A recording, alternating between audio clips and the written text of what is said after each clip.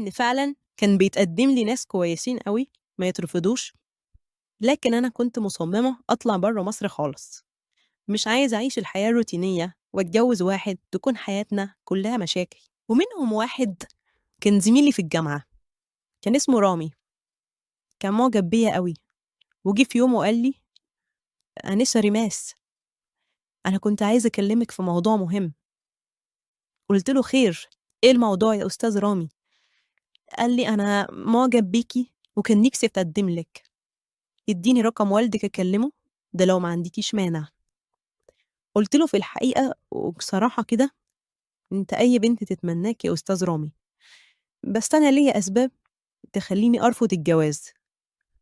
قال لي: "ممكن أعرف إيه هي الأسباب؟" قُلت له: "بصراحة أنا عايزة أسافر تركيا، ما أنت عارف إنّي باشتغل في قسم تركي، وكان نِفْسي أوي أسافر تركيا وأتجوّز من هناك." قال لي: "طَب وإيه الفرق؟"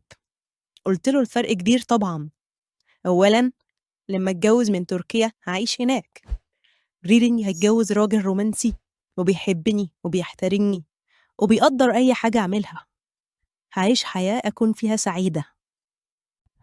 ضحك وقال لي: "هو أنتِ فاكرة إن أنتِ هتتجوّزي مهند؟ أنتِ فاكرة الحياة في تركيا زي المسلسلات؟ بجد يا ريماس لو بتفكّري كده بجد أنا باشفق عليكِ، وفي نفس الوقت أنا خايف عليكِ عشان الحياة مش زي ما أنتِ بتحسبيها خالص، أنتِ عايشة في أوهام." وسابني ومشي. حسّيت إنّي غضبانة أوي لمّا لقيت تعبيراته اتغيّرت لمّا عرف سبب رفضي ليه، أكنّه كان ندمان إنه فكّر يتجوّزني أو شاف إن عقلي صغيّر.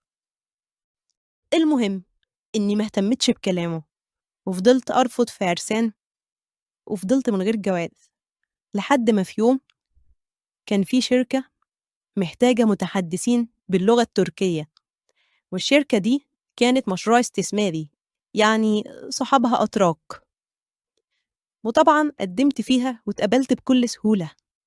وفي أول يوم رُحت الشركة، لقيت فريق العمل بيضم مجموعة من المصريين على مجموعة من الأتراك، فرحت أوي وقُلت بس هنا هالاقي فتى أحلامي، بس مش عايزة أبيّن أي حاجة، هو لازم ييجي من نَفْسه.